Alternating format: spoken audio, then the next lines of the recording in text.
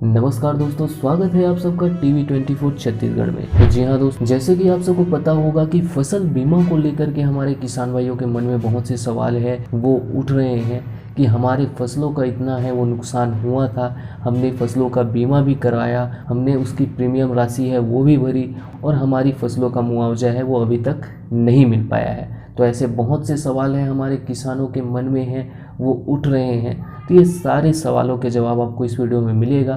तो बेहतर जानकारी के लिए आप वीडियो पर अंत तक बने रहिए और साथ ही अगर आप चैनल पर नए हैं तो चैनल को सब्सक्राइब करना बिल्कुल ही ना भूलें, क्योंकि हम ऐसी खेती बाड़ी से जुड़ी खबरें आपके लिए हमेशा लाते रहते हैं। तो चलिए दोस्तों, आगे बढ़ते हैं वीडियो की ओर और आपको बताते हैं कि प्रधानमंत्री फसल बीमा योजना को लेकर के सवाल है वो उठते रहे हैं। इसमें कई बार ऐसे मामले हैं वो सामने आए हैं जिसमें किसान को बीमा क्लेम राशि के भुगतान में देरी किया जाना या कभी बहुत ही कम मुआवजा राशि है वो खाते में आना शामिल है। ठीक ऐसी ही समस्या का इन दिनों सामना है वो हमारे किसान भाई कर रहे हैं और राज्य के कई जिलों के किसान हैं जिन्हें मुआवजा मिला है, उन्हें भी बिल्कुल कम ही राशि है वो दी गई है।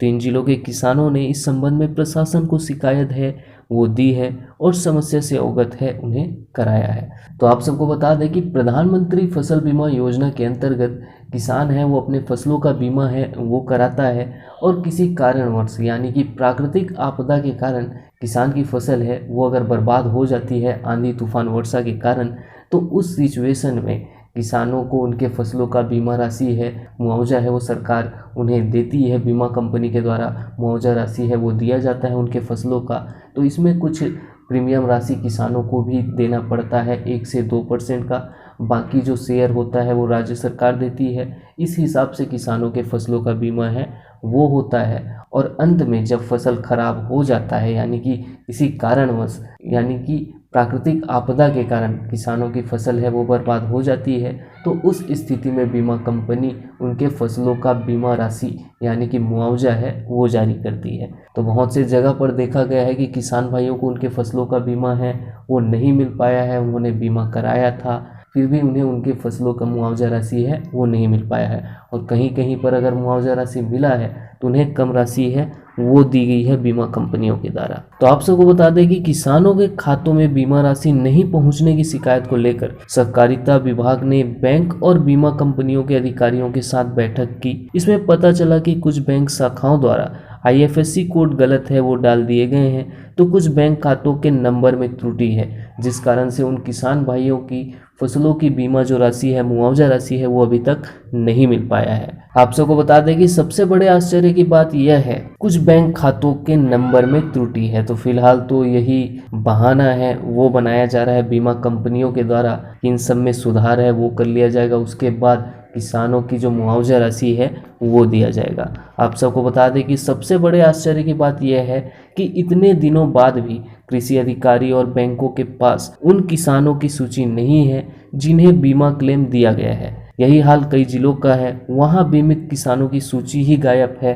इससे पता चलता है यहाँ अनियमितताओं का आलम किस कदर से है। हालांकि राज्य के मुख्यमंत्री ने किसानों को यह आश्वस्त किया है कि हर उस किसान को राहत प्रदान की जाएगी जिसके फसल को प्राकृतिक कारणों से नुकसान हुआ है। तो जी हाँ, मुख्यमंत्री ने किसानों का सपोर्ट है वो किया है कि जल्द ही उन्हें उनके फसलों की बीमा राशि है वो प्रदान की जाएगी। तो जितने भी बीमा कंपनी और सरकारी अफसर है वो तो यही बहाना बना रहे हैं कि हमारे पास किसानों की कोई सूची नहीं है, किन्हीं का IFSC कोड गलत है, किन्हीं का अकाउंट नंबर गलत है, इस कारण से किसानों की बीमा राशि है वो नहीं मिल पाई है। तो चलिए किसान भाइयों, अभी फिलहाल तो यही अपडेट आई है कि जल्द ही किसानों के खातों में फसलों की बीमा राशि है वो जारी कर दी जाएगी और मुख्यमंत्री ने खुद किसानों का सपोर्ट है आश्वासन है वो किया है कि हर एक किसान को उनके फसलों की बीमा राशि दी जाएगी। और जैसे ही इसको लेकर के कुछ और अपडेट आएगी तो आपको जल्द इस चैनल के माध्यम से पता चल जाएगा। तो आप हमारे इस चैनल को सब्सक्राइब करना बिल्कुल ही ना भूलें, क्योंकि हम ऐसी खेती बाड़ी से जुड़ी खबरें आपके लिए हमेशा लाते रहते हैं। तो चलिए फिलहाल इस वीडियो में इतना ही किसान भाइयों, मिलते हैं नए वीडियो के साथ, तब तक के लिए जय हिंद, जय भारत, जय छत्तीसगढ़।